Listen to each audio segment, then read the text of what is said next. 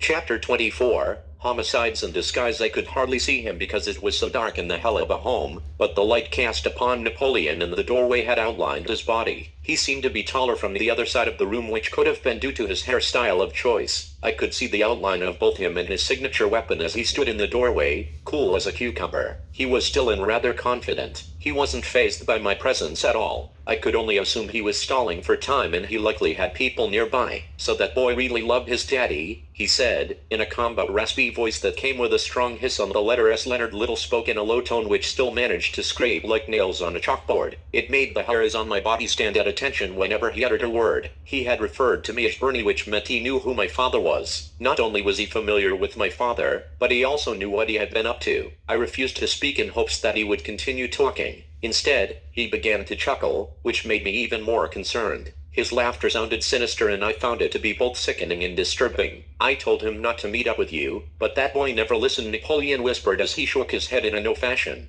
He continued walking into the room, heading in my direction while dragging the bat at his side. I didn't know if he was alone or if he had other people within close proximity. He seemed to be rather confident for someone so tiny, even with a bat in his hand. I didn't want to give him the impression that I was afraid, nor did I want to give up any indication that he did in fact have the upper hand, so I quickly reassessed the situation. Napoleon didn't appear to know who I was, therefore he didn't know what I was capable of either. How could he, when he had already assumed I was my dad? I guess I was so far away from him, he couldn't see how far off he was. However, that could also mean that he may be familiar with my father's military background and he still wasn't fazed. If that was the case, then it could only mean one thing. It meant that Napoleon wasn't just confident because he had the home field advantage. He clearly had the upper hand, and he was likely armed with more than his prized possession. I didn't expect to come across anyone other than Charles, let alone someone else who knew my father's name. I was completely unsettled, and couldn't do anything else but stand there. "Where's the key to the briefcase?" I mumbled in response, before I shifted my feet and planted them in his direction, while slowly clenching my fists. Napoleon stopped suddenly and refrained from coming any closer. He slightly tilted his head sideways and squinted his eyes. He then lifted up his metallic bat, rested it on his shoulder and said, You're not Bernie." Napoleon stretched out the word "you," and pointed his bat in my direction. That's when I saw that the bat wasn't just spiked with nails, it was also wrapped with what looked like chainmail as well. "Where's the key to the briefcase?" I repeated. "I'm not going to ask you again." As Napoleon stood on the other side of the room confidently, I became certain that this man was the other one responsible for the carving of the corpse that took place. "Give me the money," Napoleon said calmly, gradually reaching behind his waistband. I couldn't help but repeat my question because I was so scared, I didn't know what else to say. "Where's the key?" I asked, as I reached into my side pockets and pulled out the handcuffs again. "Oh, you're going to arrest me?" Napoleon wondered, with a laugh that followed. Suddenly my quick wit came to a halt when I realized that I didn't even know what I was doing there. "You're coming with me," I replied, in a soft yet serious sonder. Napoleon couldn't help but chuckle and stepped back, raising his left arm,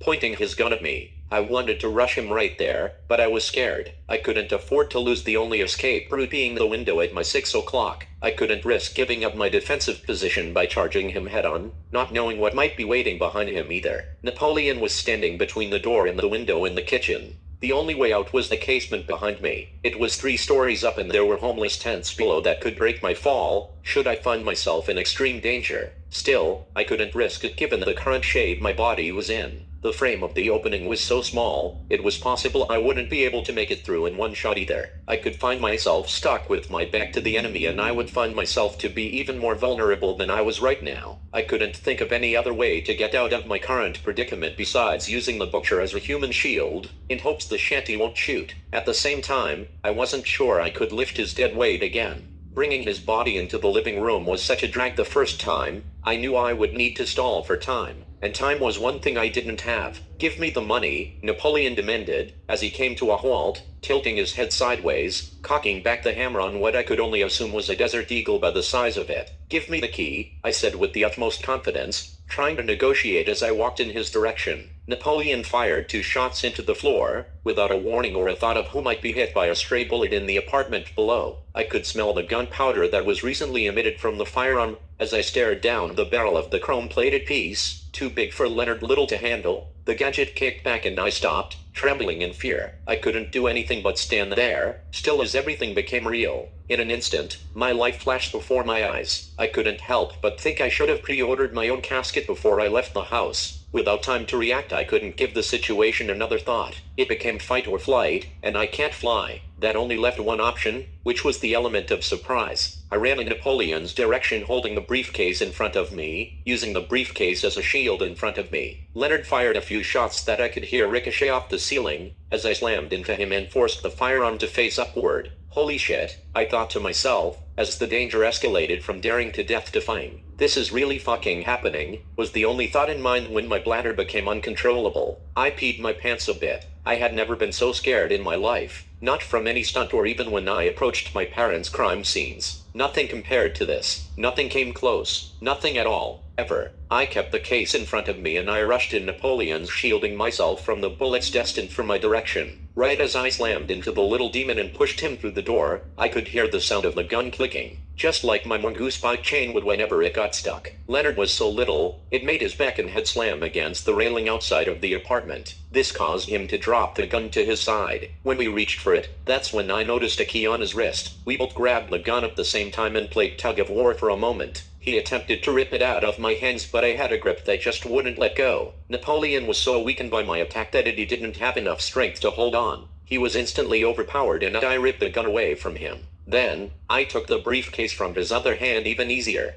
I stepped back with the gun in hand and suddenly, I realized I had forgotten all about the cameras in the courtyard. I looked up at the lens and I eased my way back into the slaughterhouse, with Napoleon's gun pointed at him. I backpedaled towards the open window when a couple goons walked over to Napoleon and tried to help him up. "Get him," Napoleon shouted and pointed in my direction. I turned away and quickly ran towards the back window. I dove out of the opening with the locked briefcase in front of me. I went airborne and free fell 2 stories, before I extended my arms outward into a swan dive. I then tucked into an aerial somersault and landed in the tents below on my back. I couldn't land on my feet because I had hurt myself earlier that evening. I had to use the tents to minimize my injuries upon impact, and that's what I did. I fell backward through the tent, and the wind got knocked out of me when I landed. It felt like I fell on something that broke my fall other than the tents themselves. I couldn't get up to check because I couldn't breathe. I could only lay there, staring up at the open window I jumped out of. I tried to catch my breath but I could hardly move. I struggled to turn around as Napoleon stuck his head out of the window and pointed his bat at me. I could hear him demanding one of his people give him a gun, while I laid there with his empty gadget right next to me in the snow. I got lucky. There was no way that I could continue fighting the butcher, Napoleon and his minions now. Given my current situation, I was outmanned, outmatched and outgunned.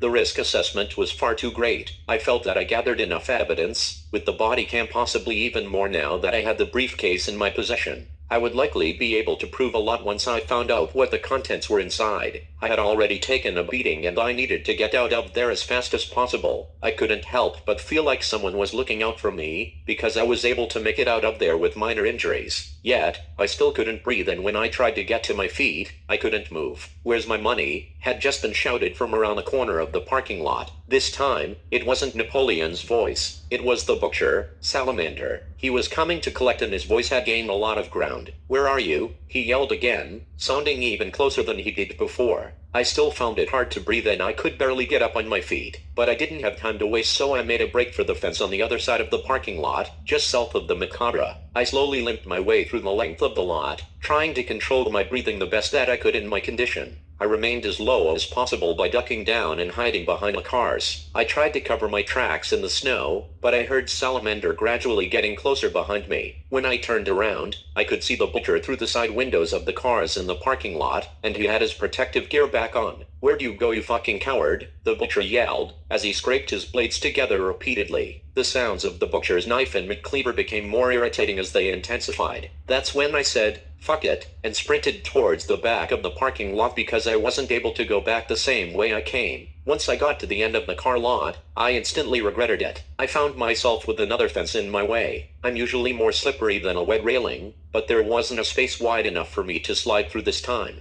I had to throw the briefcase over the fence in order to free up my hands, which enabled me to climb over to the other side of the fence, despite the spikes on top. Sure enough, once I threw the briefcase over the fence, it hit the ground at a perfect angle and popped open. The cash, along with a bunch of papers, blew all around in the cool winter breeze. I hopped onto the gate by putting my fingers through the loops of the fence, and the tip of my feet through the other holes below. I climbed my way up to the top of the barrier, reached over and grabbed the other side of it. I put my chest on top of the fence and used my vest as a shield to prevent the spikes from punctuating my body, while I threw my legs over to the other side. I couldn't help but wonder why I didn't think of this earlier. I guess it was because my life wasn't in danger then. Nonetheless, once I got over the fence, I saw the butcher running in my direction. He charged his shoulder into the fence and made me lose my grip on it. I flew backwards and I hit the ground ass first, severely damaging my lower back right near the tailbone. As I rolled backward, I tumbled down a small hill and my head went into the ground. I hit my skull on the thick wood that was just a few inches from the steel tracks, built for the train coming in my direction. By the grace of God, I didn't hit my head on the frozen iron of the tracks, or I likely would have instantly died upon impact. If the hitting of my head didn't kill me, I likely would have been unconscious long enough for the oncoming train to hit me. The irony, I thought to myself, as it felt so good to lay there, knowing I might see my mother again. Just for a second, I wanted to just give up and die. My body was sore all over. It felt like I may have broken some bones. I've broken a few joints in the past and I knew that wasn't really the case, but it sure felt similar. When I put my hand behind my aching skull, I felt a lump already. I moved my hand in front of me, where I could see there was blood in the palm of my gloves. I couldn't help but feel like this was my karma from when I knocked out Brent Bradley and I made his head split open on the classroom floor in grade school. As I slowly got up on my feet, my legs began to waver and I bucked at the knees. I felt dizzy and distraught. There was a high probability that I had a concussion and my vision got blurry as I stared at the salamander on the other side of the fence. He wasn't able to climb over the fence because he didn't have the proper equipment. Even the butcher's chainmail gloves wouldn't be able to stop the sharp spikes from puncturing the synchronized rings of steel. "You motherfucker, give me the fucking money," he demanded, with his teeth clamped shut. It was possible I had broken his jaw when I kicked him earlier. Either that or it was dislocated at the very least. "I'm going to find you and I'm going to kill you," the butcher shouted, as he shook the fence in a fit of rage. I gradually backed up and began to walk backwards down the tracks, without taking my eyes off him. I watched the papers blow in the wind, along with the money while I headed towards my house in the process. I didn't have time to gather all the pieces to the puzzle because I couldn't risk Napoleon or his goons catching up with a gun in hand. It was far too windy for me to grab any of the papers at that point. The only ones that I could get a hold of were those that landed in the snow. They were wet and they crumbled in my palms when I picked them up. "I'm going to eat you alive," Salamander yelled, shaking the fence before he began to bite it with the few teeth he had remaining. That made me stop and think for a second. Eat me alive, I thought to myself. What a thing to say. Was that what he was doing in Charles' apartment? Was that what he was cooking in the frying pan? I mean, biting the fence was a little extreme, but it also shed some light on the issues he seemed to have with his teeth when I took his mask off. I never would have guessed that he was a cannibal though. Maybe the myths that surrounded Napoleon were true after all? No, I said to myself, as I shook my head back and forth, in order to remind myself that it didn't matter. I needed to take all the information back to the database. That way I can contact Grace and give her all of the evidence that I was able to gather. Above all else, I had to find out if this was enough to clear my father's name. I was just a couple miles from home, but I had no form of transportation. It was going to take me a while to get there in my condition. I had to pick up the pace. I kept looking back to make sure the coast was clear just in case Salamander was still on my tail. I didn't see him, Napoleon or anything for that matter. I figured it would be damn near impossible for the butcher to hide from me in the dark, especially if he wanted to keep up with my speed. Regardless of how dark it was, the smog was so thick that I could feel it holding me back. I couldn't do anything else but turn around and walk backwards in order to watch my six. Whenever I looked over my shoulder, the persistent fog clouded my vision, along with the large flakes that continued to fall from the sky, making it really difficult to see a few feet in front of me. After a long trek of limping and pain, I must have made it about a mile before I saw shining light beaming through the mist. It was a train and it was going in my direction. The sun was coming up, so the train was moving a little slower now that it was just before dawn. I was able to grab a hold of the ladder with ease and swing my good leg on before putting my sprained ankle next to it. I held onto the ladder with one hand, knowing I was not far from home, all but forgetting the bad experience I had when I got off the train on the way to the shanty town. I learned from my mistake, and when my stop finally came, I hopped off and hit the ground running. Even with an injured ankle, I made sure I had a much smoother landing than the last time. I made my way up the dirty hill and walked towards the dark alley where I left my mongoose. I picked it up, brushed off all the snow that it was covered in, and began riding home as fast as I could while dealing with this excruciating pain.